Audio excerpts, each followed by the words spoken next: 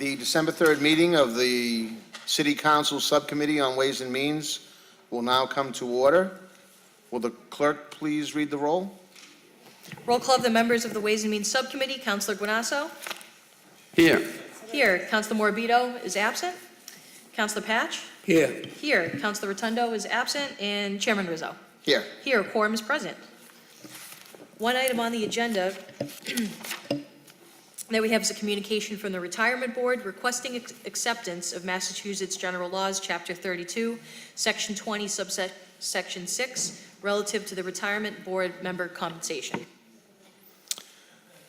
Thank you very much, Madam Clerk. I noticed that we have a couple of members from the Retirement Board here in attendance. Just for the edification of the city councilors that are here, this is to adjust the compensation of the members of the Revere Retirement Board from the current compensation of $3,000 a year to $4,500. If this is approved by the city council, it will be the first adjustment in over 22 years. I was just having a sidebar conversation with Councilor Novoselsky about, thinking about how, compensation hasn't been touched here in 2 decades, over 2 decades. It doesn't seem unreasonable, but I would like to hear from either or both members of the Retirement Board to see maybe has there been precedent in other communities? Is this something that just came about at a regularly scheduled meeting? So I don't know if either one would like to get up and brief the council.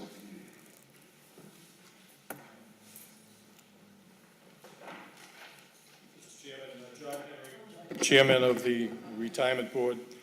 This law was enacted several years ago, and more cities and towns, retirement boards are joining on to accept this new increase in compensation. Retirement boards are faced with a lot of new tasks that they never had before. We're required to be certified on educational training programs during our terms of office. We're required to participate in judicial proceedings in the courts when we have appeals on disability claims and other lawsuits. And we're required to attend conferences that, quite frankly, are in distant parts of the state, from Springfield to Worcester to the Cape, on many occasions. When I came on the board at the middle of 2009, our asset of the system was $64,369,000. And as of October of this year, our assets now have increased to $160,864,000. So the board has been diligent in its investment policies with the state. We've been active in managing the system to the best of our ability. And quite frankly, I believe that the members, for the time that they have to spend doing this job, deserve the increase in compensation. The other part of it is, this is not a tax levy appropriation. This is the appropriation will come from the retirement fund and not from the taxpayers. Okay, that's information that I wasn't aware of. Yes. Thank you, John. Any members of the committee have any questions? Councilor Guanasso? The only thing I can share with you, Mr. Chairman, and the rest of the board is, I am very pleased to see that we get the monthly emails in reference to your meetings and your description as to what's taken place at the meetings. And I've been on council for a few years, and this is new, but in the last several months we've had this, and I think it's beneficial to me to have an understanding as to what's taken place in this particular area.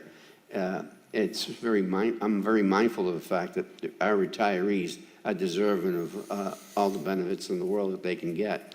And I'm glad to say I referred to you this morning in a private conversation as the city's historian, and I'm glad to see that you're a member of the Retirement Board. and that you can show the leadership and the direction and a lot of avenues where just a regular person couldn't do. So now, John, just one question. What is the amount of money that each, well, after this new increase, what does each person get in reference to some sort of If this payment? increase is approved, it'll increase to $4,500 annually. Each person? That's very reasonable. Thank you, Mr. Chairman. Thank you. Any other, Councilor Zambudo? Thank you. Though I'm not a member of the committee, I certainly support this increase. I think it's reasonable, and more importantly, it doesn't come out of the tax base.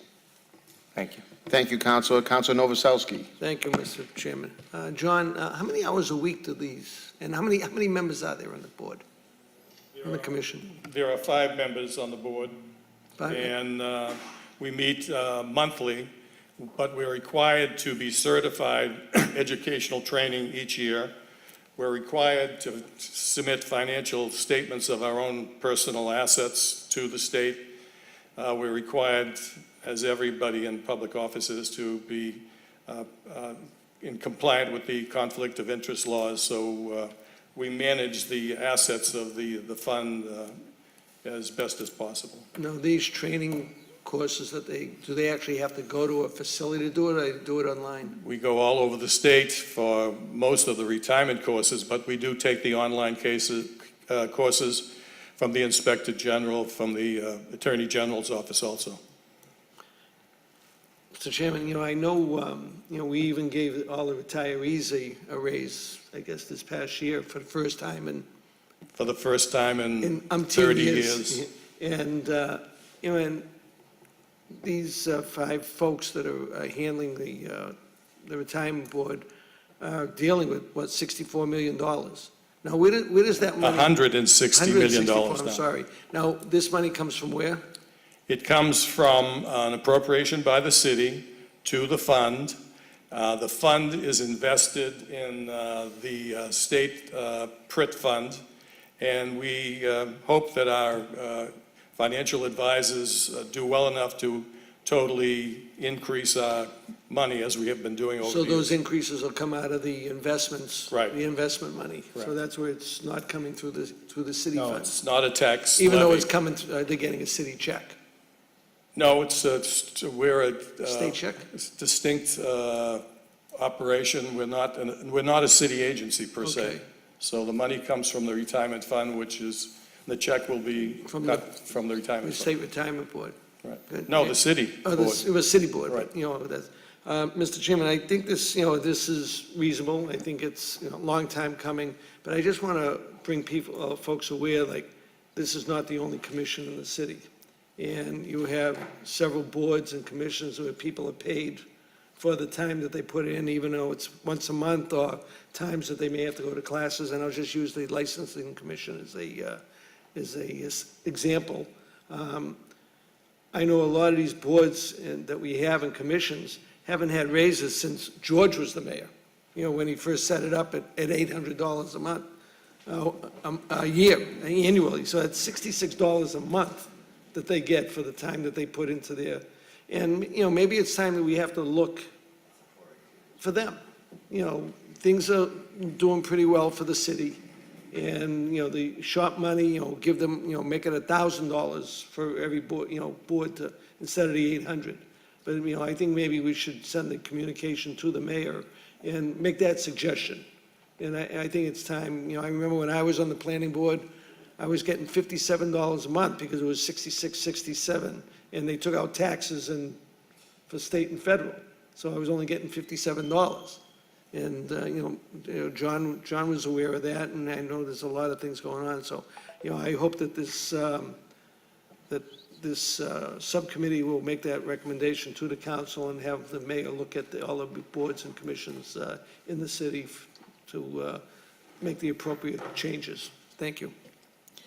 Thank you very much. Yeah, I mean, it's never a popular topic to talk about, pay raises. In this particular case, where it's coming out of a state retirement fund, it really has zero impact to the taxpayers. But I do agree that, when you start looking at some of these boards and commissions where, the rate of pay has been the same for over 20 years, I mean, could any reasonable person think that somebody who was making X 20 years ago should be still making X today? It does seem like it should be tweaked somewhat, because a lot of these boards and commissions have to put a lot of time and effort.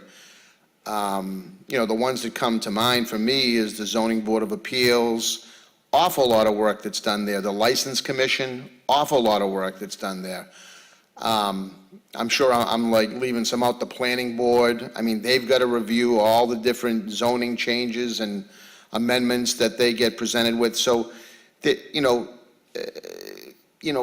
people might not see it, but the work is being done. And in this case, it's been 22 years since it's been amended. And when you look at it, forget the fact that it's, not being funded by the taxpayers, but you're talking about a $7,500 a year expenditure. I mean, in a budget that now has grown to over $200 million.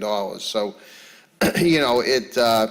it is negligible, but it's not negligible for the people who serve on the board itself. So I am absolutely in favor, and it's amazing.